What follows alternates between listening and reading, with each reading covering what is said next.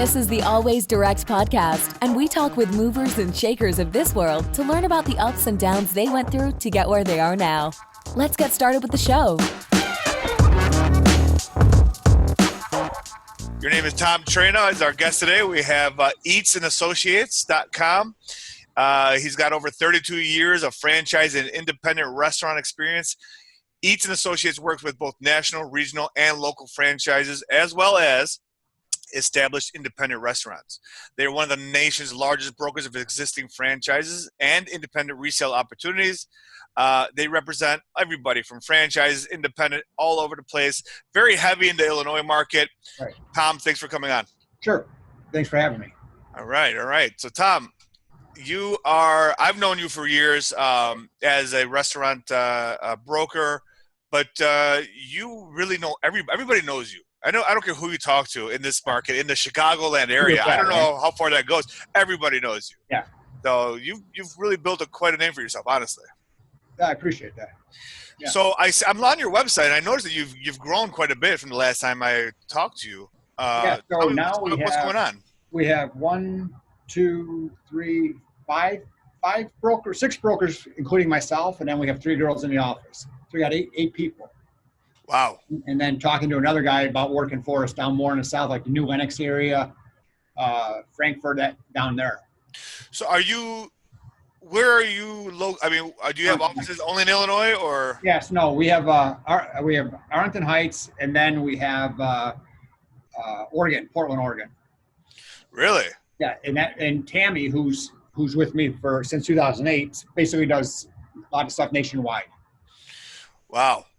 So do you focus now on more franchise sales or independents? What's the majority of your business? I would say probably 60% franchises, 40% independents. We do more independents in the Chicagoland area, but Tammy does 100% franchises. So, most of our stuff in Illinois right now is independents, the pizza places, the gyros places, hot dog places. We'll work with some franchises in here in Chicago, like the Rosati's, like, your group, but mostly it's independents. Well, Chicagoland it's got a lot of independents, but that doesn't represent the nation. The nation is full of franchises. Is that correct? The nation is full of franchises. When I lived in Arizona, I started brokering out in Arizona, and it was all franchises. So it was kind of hard to break through, right? Because, I'm so used to Chicago where you got the mom and pop hot dog joints or the pizza everywhere. Places. There, it's, the Papa John's, the Domino's, the Papa Murphy's, that kind of stuff. And it was difficult. Yeah. So now you've grown quite a bit. I mean, is the coronavirus, I'm sure a lot of people want to sell. I mean, what's going on? How has it impacted your business and the restaurants around that you deal with? Yeah. So initially when it first happened in the middle of March, everything came to a halt, right? I was nervous, didn't know what the hell was going to happen. Then, everybody closed down. Then you saw the pizza places start getting busier than they were. The fast food places, guys with the drive-thrus are killing it. And the full service guys are just done right now, right? I mean, they're starting to open up a little bit, but not enough to where it's going to work for them. So right now we're back to 100%. We're still doing all the pizza places, the fast food places, the drive-thrus. We do get calls from the full service guys, and we're just telling them to hang on for a while because you need to get reopened. You need to at least show a trend that your sales are going up or your sales are going to match the previous year, right? So in July, if you're doing 100,000 last year, let's see at least 80,000, 75,000 before we put you on the market. Otherwise, you're not going to get anything for your business. We have a guy that wants to sell one of his breakfast places. He's doing $2.2 million. But we told him to just hang on to it for a while. Let's get it reopened because otherwise you're not going to get anything for it. It's one location doing $2.2 million? One location. Well, he's got a place across the street just kind of associated with it as it's a coffee shop. So he might be doing 200,000-300,000 out of there. But the primary one's doing, $2,190,000. Yeah. Oh, that's a healthy business. Yeah. That's a healthy. It came to a halt, for 6 weeks, basically. Yeah.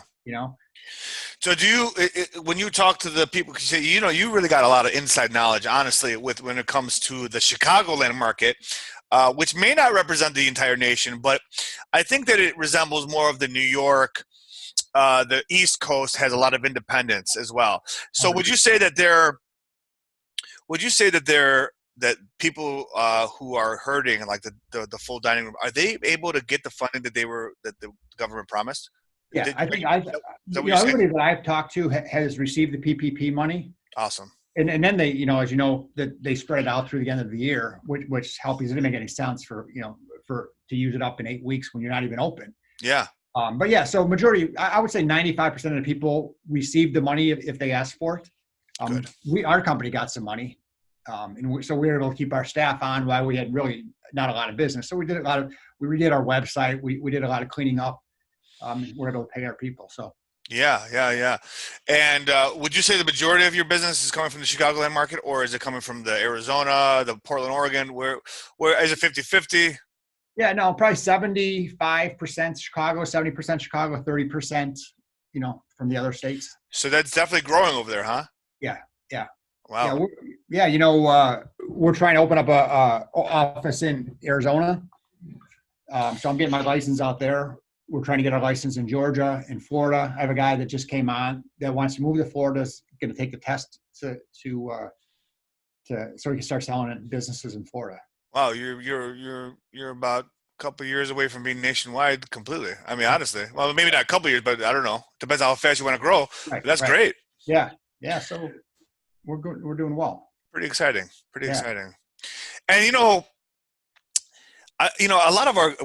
we deal with a lot of pizzerias and restaurants across the nation with always direct mail. And one of the things that people ask me all the time, like, hey, John, I'm going to start selling. I think I want to sell, or, hey, I'm looking to get into it. I want to buy another location. What advice would you give for somebody who says they want to sell quickly in the next 6 months? They want to put it on the market. Is there anything that they can do? Because I know generally you want a 2-year, right? You want to say, hey, 2 years out, you could really prepare. But 6 months, what would you give? Right. So we always tell people clean books are the best books, right? So in order to get the best price for your business, have everything on the tax returns. Because if you don't have everything on the tax returns, we can only base it off the tax returns, because the times have changed. 4 or 5 years ago, somebody could tell you I'm doing 900,000 and only showing 500 on a tax return, and people would believe them or work with them or want to sit in the store and watch the business. Where now people want to see black and white, and they're only going to pay for what's on the tax returns. So we tell people to get your financials in order before putting it on the market, right? So we ask to see their financials, we recast their financials, and then we give them an idea of what we could sell for. Because right now the independents are selling for maybe 2 to 2.25 times, seller discretionary earnings. So yeah, whatever. If you're showing 50,000 a year, to 100 grand, 125,000, 150,000 max. Well, if you're doing 100,000, you could probably get 200,000, 225 for your business. Okay, all right. So multiply by 2 or 2.25. Yeah. But that's if you have everything on your tax returns. If you're telling me you're doing 900,000, but you're only showing 600,000, it's tough. Yeah. You got the number that you got to use is what you're showing on the books. Right. Okay. So, and that goes along with, because they can't get loans, right? So like you can't go to a bank and say, hey, the guy's telling me that. They got to show the tax records. Absolutely. Can independent people who want to buy a restaurant that's not a franchise, mm-hmm. an existing business, mm-hmm. how hard is it to get a loan these days? Not hard. Really? We have a pizza place that's independent. It's been there, the same owner for about 17 years. We've had 4 guys get approved by the SBA, and at the end of the day, they all bailed for different reasons. But, if the books are in good order, we just sold a place in Downers Grove called Mojo's Good Eats. I think it was called Philly Steak Sandwich place. Independent, went to the SBA and got a loan. Guy had good books, showed a profit. So good. Yeah. So I thought it was hard. Actually, maybe I thought it was hard because if you don't show everything. Yeah. If the numbers are messy. Right. Yeah. The independent pizza places that are saying you're doing 500,000, showing 300,000, you got to price it that way, right? You got to price it where you're going to have to find a cash buyer. If you want 400,000 for your business, you got to be able to go to a bank. Otherwise, you're not getting it. Yeah. Who's going to give you 400 grand? I mean, you might have 400 grand, but why would you want to spend it instead of getting a low interest loan? Right. Yeah. Especially if the sales aren't verifiable, unless you're talking like a Gene and Jude's or Paradise Pub where they're just well known and they Yeah. They wouldn't even have to put it on the market. They just tell somebody, hey, I'm selling. Okay, how much? Exactly. Yeah. Sure, right? And for all of you who are listening, Gina Jude's and Paradise Pub, this is just some famous restaurants around here. They're fast casual. Basically there's no place to sit down. You just go in there, give them $10 or whatever, and there's a line every day for the last 20 years. Right, and they could care less, if you're happy or not. Just get going. I've always been envious of those types of businesses. I mean, this is like a gold mine, just you beg for that. You hit the lottery. You open the door and there's a line, right? Oh, wow. So what about, besides the books, what about the cosmetics? I mean, do you tell your customers to fix up the place, or do you say just don't spend money as you're not going to get it back? Or what do you recommend? It depends on what they're looking to do, right? We met with somebody yesterday, was talking about putting a new type of air conditioner on their building, and would that help the value? No, it's not going to help the value, because the buyer's not going to pay you extra for that air conditioner, right? If your air conditioner is working, leave it alone. If it's not working, you got to fix it, and we're not going to build $5,000, $10,000 into the price because you put a new air conditioner on. Yeah. But yeah, if we go into a place and the place is dirty or needs a deep cleaning, we always recommend that it's going to show much better if you clean it up. If you get if your oven's not working and your stove's not right, fix it, because you're going to have to fix it eventually. So get it done, fix it, and it shows a lot better. Yeah, definitely. And then the franchises, all of them now have some type of remodeling clause in their franchise agreement, where it's either 5, 7, or 10 years that they have to remodel. So that's always an issue. The guy's 5 years into his franchise agreement or 7 years into his franchise agreement. Now he's trying to sell it before he has to do it. Yeah, right. Who's going to pay for it? The buyer, the buyer's always asking the question. Do I have to put a new POS system in? Do I have to remodel? And how much is that going to cost? Because that's going to affect the price, right? I'm working on a deal right now in Tennessee for a couple of CC pizzas, and that's one of the questions we're working through right now. How much the remodel is going to cost, the new POS, that kind of stuff. So, Tom, do you deal with selling franchises for franchisors, like new construction? We a little bit. We don't really. That's not our forte, our niche. Just right now, that's hard. It's easier to sell cash flow than it is to sell a new concept, right? So we would rather sell something that has cash flow versus somebody that's just starting out, has 2 or 3 stores, and wants to franchise their business. Yeah, definitely. There's so many of those companies out there, right? The different types of franchise consultants that kind of do that for people. What's the best franchise right now that you're dealing with, that you're working with? That's a good question. They're they all have their ups and downs, right? They all have their good points and their bad points. I get that answer all the time, or a question all the time, and there's a lot of them out there. I can't really think of. I wouldn't recommend one over another. I mean, the Jersey Mikes seem to do very well, right? Right now, they do seem to do well. McAllister Delis, I'm not sure I would look at something like that. It looks like a big investment. Doesn't look like they're doing real well. I see them as busy, but they're very complicated. It's a lot of stuff. Very complicated, yeah. You see them popping up all over the place. Yeah, but you look at Jersey Mikes, or you look at like Jimmy John's. Yeah, it's such an easy operation, and then you look at something like McAllister's, and I'm just like, oh God, that's a nightmare. Yeah. I mean, I'm not saying it could be a great business. It could be. I think the average store volume was pretty high last time I looked at it, because I always like to look at these things. Yeah. But, I mean, with that, you're competing against Panera Bread, right? And they kind of got a lock on that market. Unbelievable, Panera Bread, but they're not cheap. The product, I mean, very expensive, but there is no competition for them. There's no place else you can go to get a good bowl of soup, some good quality bread, an apple. Nice atmosphere. Nothing. Nothing. And the food's great. I mean, I love the salads. I love the soups. I love everything. My kids love going there. Yeah. So they do it really well. Yeah, they do a great job. Actually, it seems like they reinvented themselves, right? I mean, they got some new types of food on the menu. They spruced up their places. Kind of like Dunkin' Donuts. I mean, they did a great job of turning that company around a few years ago, right? You know what? I don't know the numbers, but I felt that Dunkin' Donuts, why'd they get rid of the donuts part? I feel like the donuts itself has gone down. The quality of the donuts has gone down significantly. Yeah, I think they wanted to be known more for their coffee. I think there's more money in the coffee. Sure, profitability is huge on coffee. And I think people are healthier now, so they're not eating as much donuts. I wish I could be part of that group. I still love my donuts. My kids and I, I live by Dunkin' Donuts. We walk over there. We get a blueberry muffins or a chocolate muffins, and I'll grab a Boston cream once in a while. And but I feel like the quality of the donut it's just not that good. Sometimes I feel like the oil is old, and I'm like, this is Dunkin' Donuts. Yeah. Well, I don't know. Now back when we were kids, they did it all at the store level, right? They made their donuts there. Now it's a commissary, and they're probably just churning and burning them. I'm sure.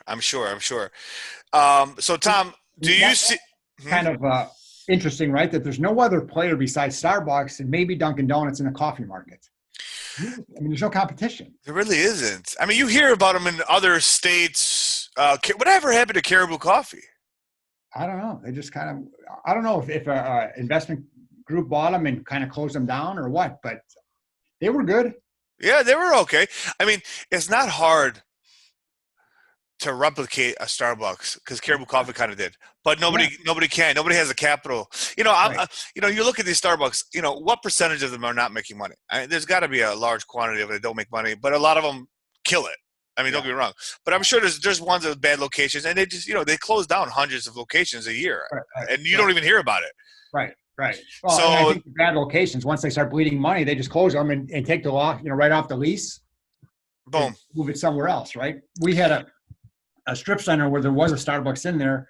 They moved down just 200 yards away, and they paid that lease for another 2-3 years. It was like $7,000 a month. I know, it's like a joke. They wanted a drive-through, and honestly, if they didn't have a drive-through right now, they'd be screwed. Right. They'd be screwed. I mean, people are still going to Starbucks there. I saw one in Barrington that doesn't have a drive-through, but it was a cluster. Yeah. So do you think? Let's talk about the future economy. Now, I me and you are probably not experts in the economy, but you have your thumb on the pulse. Yeah. What do you think it's going to look like in a year? I mean, you think it's going to be this bad in 6 months to a year, or do you think it's going to be way better, or we're going to be busier, or do you think we're going to be changed forever?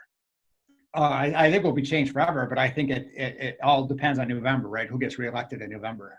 If Trump, either way, I think if Trump gets elected, the economy takes off again.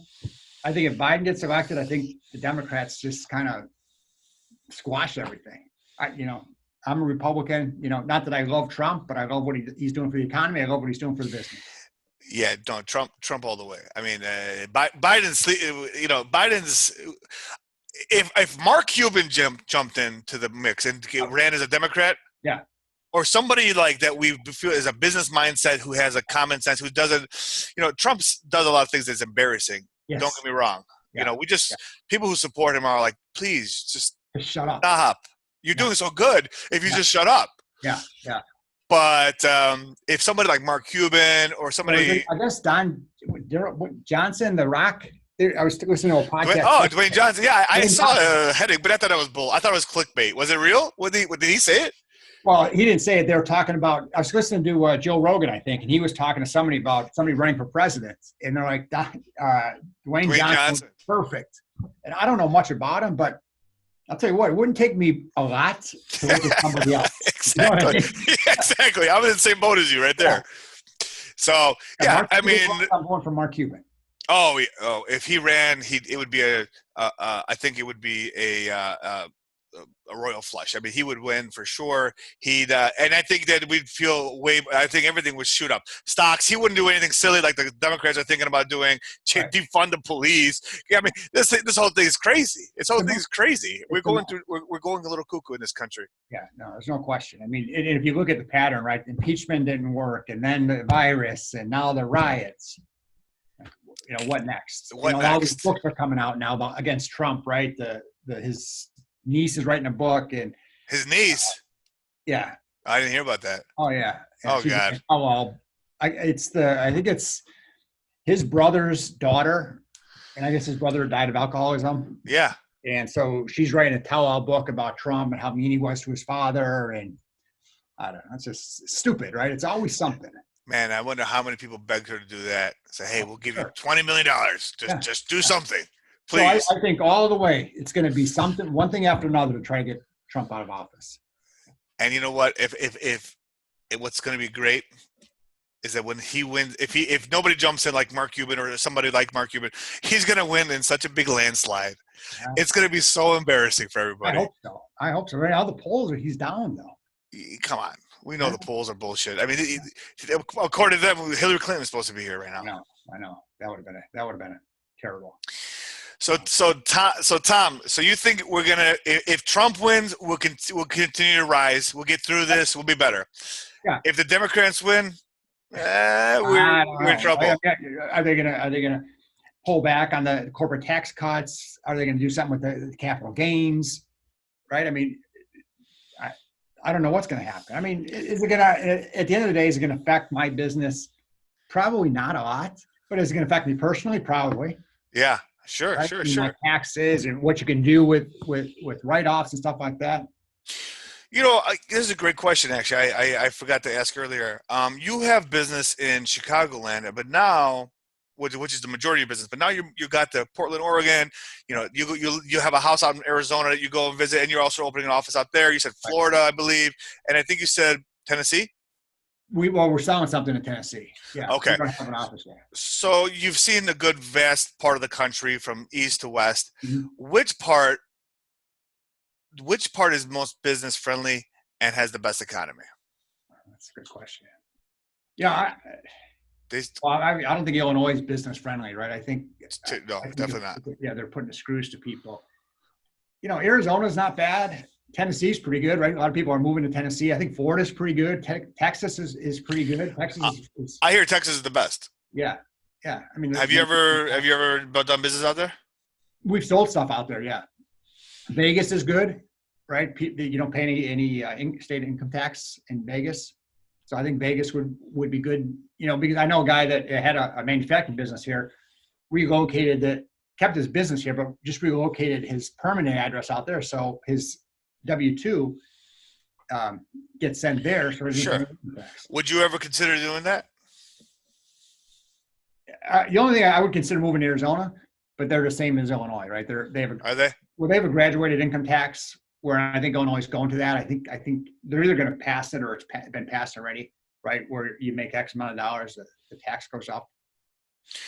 So are you growing? Are you franchising your business? Is that what you're doing? That's interesting. So or are you licensing? What are you doing? Are these employees or how does that work? Employees, 1099 employees. We actually developed our whole FTD, got to the ninth hour, and Tammy and I decided, you know, is this really what we want to do? Do we want the calls from all these franchisees, you know, saying this is, you know, I'm not making any money, this sucks, that sucks.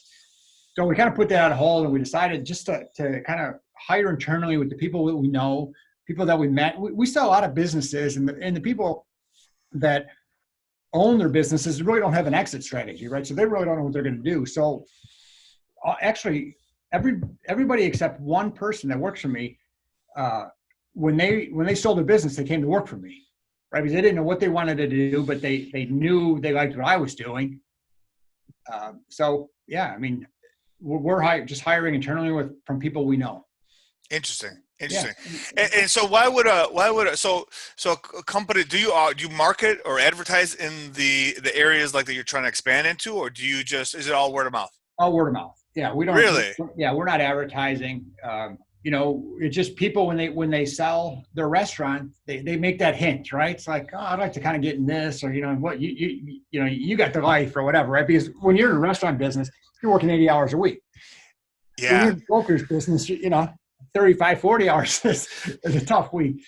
Yeah, it's a tough week. You know, it's funny you say that, Tom. I was my cousin was thinking about getting out of the restaurant business and selling, and he's like, I don't know what to do afterwards. I said, well, you know, I have three cousins in Cleveland, Ohio that work in dealerships. They sell cars, and they're all making $150 to $250 each. Yeah. They work hard and long hours. Yeah. Car sales. But when I went online to look, I was helping them out. I was looking on Indeed.com. All the car dealerships said previous restaurant owners are loved here. You know, like, we want previous restaurant owners because we know that you make a lot of dough, but you don't always make a lot of dough. Right.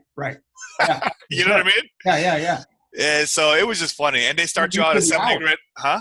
And they're used to the hours, right? You're used to the hours, yeah. and you know, you're working hard. It's a hot environment. It's not comfortable. Right. You're dealing with employees, and if you, yeah, oh God, you can never make everybody happy.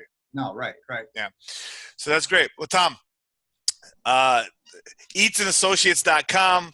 If you guys ever need a broker for selling your restaurant, or you're interested in buying a restaurant, call Tom or one of his from his team. Tom, is there a phone number? 847-651-3834. Yes, I have personally dealt with Tom myself in the past, and many people I know. He's awesome. He knows what he's talking about, and you know, really, when you're hiring a broker, you really the main thing is the network, because you don't want to spend money marketing everywhere if the guy doesn't know anybody in the business. Knowing the network is like 90% of it, in my opinion. The network and being specific in what you're selling, right? So if somebody calls me and wants to sell a printing shop, or I get referred to a beauty salon, that's not my specialty. And I tell them, you know, here's a couple other guys that may do that. So if you're looking to sell your beauty salon, find somebody that sells beauty salons. If you're looking to sell your restaurant, call us. If you're looking to sell your dry cleaners, call somebody that does that. Specifically. You know, because they have the database, they have the financial experience, they know what to look for in your numbers. Just makes it easier. Yeah.